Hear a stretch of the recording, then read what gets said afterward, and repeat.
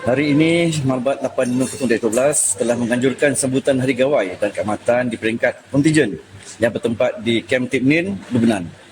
Majlis ini merupakan salah satu inisiatif untuk memperkenalkan keunikan warisan budaya Malaysia kepada komuniti antarabangsa di bawah misi UNIFIL.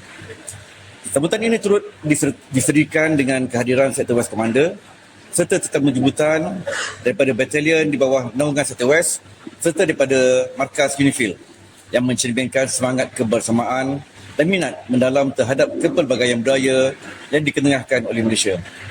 Pelbagai persembahan berunsurkan budaya gawai dan keamatan dipersembahkan dalam suasana penuh warna-warni dan meriah. Antara yang mencuri perhatian termasuklah tarian tradisional serta hidangan istimewa masyarakat. Majlis ini satu medium untuk mengenengahkan kekayaan warisan budaya Malaysia kepada rakan-rakan antarabangsa. Sambutan ini juga menunjukkan semangat Malaysia serta perpaduan yang menjadi teras kepada identiti negara. Kami berharap agar majlis ini dapat memperkukuh semangat kebersamaan dalam kalangan anggota serta mempererat hubungan diplomatik dan ketenteraan dalam misi pengaman UNIFIL.